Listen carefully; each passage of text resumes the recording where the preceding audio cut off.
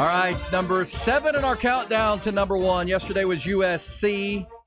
Trojan talk. Also before that at 9, Clemson. At 10, we started our week with, we have a 10? Notre Dame? Notre Dame was last week. Who was at number 10 for us? Clemson? It was Utah. Utah. Oh, it was Utah. Utah, Thank you very much. Utah Utes, Clemson Tigers. Because 11 USC, was Washington, right? Yep. We went back-to-back in the Pac-12. Yeah. USC yesterday. And Penn State today. Now, we had some back and forth. Should Penn State be 8? Probably maybe have USC ahead of Penn State, because if USC is the best team in the Pac-12, Rod, and maybe can make the playoff, Penn State is seen as the third team in the Big Ten. But are you okay with Penn State at 7? I'm cool with that. A lot of high expectations for James Franklin. James Franklin is a good coach. He doesn't win enough of the big games, though. Yeah, that's the question, right? Can he get over the hump? Yeah, he's not a big game coach, and I think that's going to be for him. That's this year. That'll be the narrative that he's trying to change and shift. Can he win the big game? I mean, this guy that wins double digit games consistently now. So the expectation is that he's going to win double-digit games. What was he last year? What were they, 11-2 last season? Yeah, 11-2. Yeah, overall, 7-2 in the Big Ten. Started 2-2, I think. So they started off bad, and then they ended really well.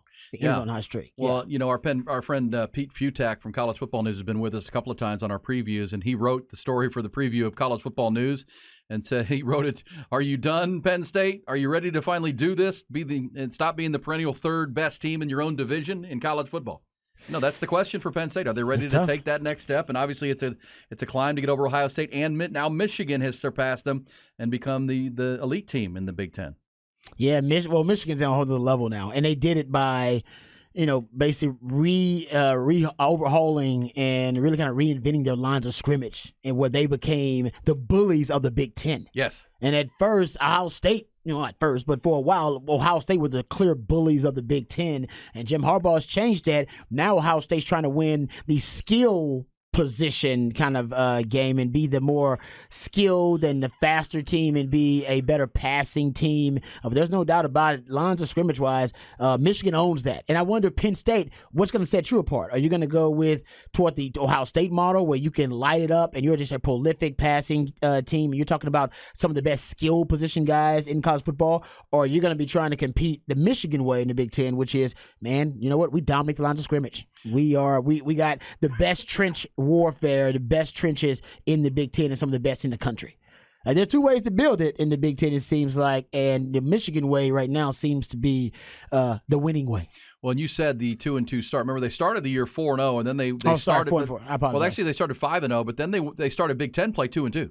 Okay, yeah, maybe I meant Big it was Ten their play. conference schedule. No, that's right. But you're right. And with the games that mattered, because they beat Purdue. I guess that's a conference game. They did a third. They opened it with a win over Purdue.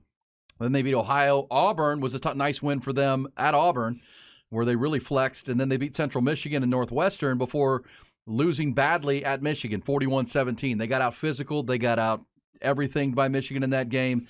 Then they beat Minnesota, but turned around and lost to Ohio State at Beaver Stadium. Those are the two. 41-33. So, again, another loss to those two. Who's your daddy?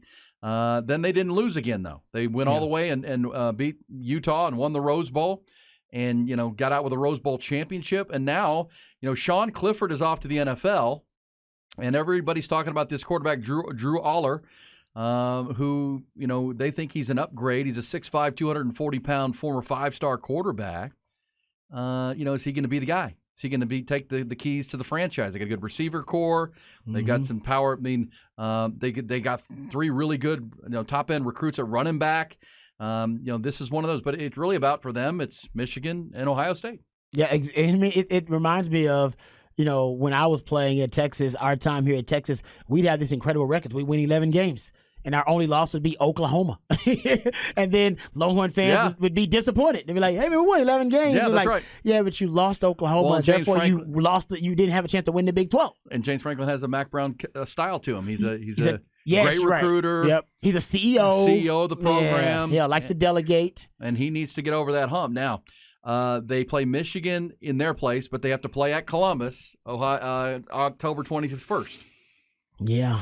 It's all about them overcoming those two obstacles. Can you compete? Even beating one of them this year, I think, would be a step in the right direction. You can beat just one, Michigan or Ohio State. Right, and then have the other knock. They're going to play each other. Yes, so exactly. They're going to take a loss. You just need to beat one of them this year. I think if you can do that, then I think James Franklin would change the narrative that he's not a big game coach. But those are the two big games, and those are the two games he lost. Going back to, he's not a big game coach. They also opened their season with the Neil Brown's West Virginia Mountaineers. Not a big game.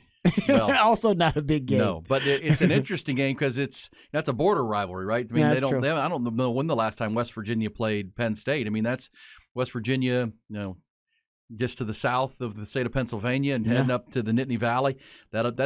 Look, Neil Brown, that's not a great way to start his season, right? This could be his farewell tour at West Virginia, and you're getting your head kicked in. He may not make it to the end of the season. Honestly, he may not make it to the end of the season. But so they get them at home. Then they play Delaware at Illinois. They got Northwestern in Chicago, which is the game they have to win. They're going to be 5-0 at the open date. Yep. Then they're going to play UMass, so they're going to be 6-0.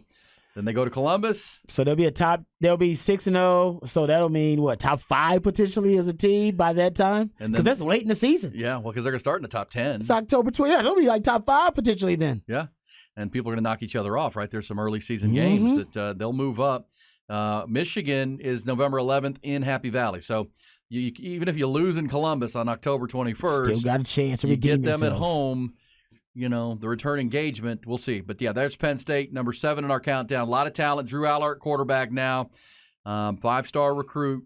Because remember, because he was their starter for so long, Penn State fans love to hate Sean Clifford. Yeah, they don't like Sean Clifford. Can't we do better than Sean Clifford? He'd always win the job. Yeah. I mean, come on. Can we get rid of this guy? I don't know why. He's a bum. Yeah, exactly. I don't know why they don't like him, but you're right. He basically lost a percentage of the fan base every year that he started, and basically now most of the fan base dislikes him. Yeah. Oh, yeah. Well, that happens. The more you play, the more they don't like you.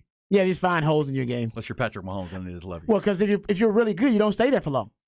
If you're really that good, you don't stay if you're an elite, great quarterback, you don't stay at that college for that long. You end up leaving. Hey, there's our number 17.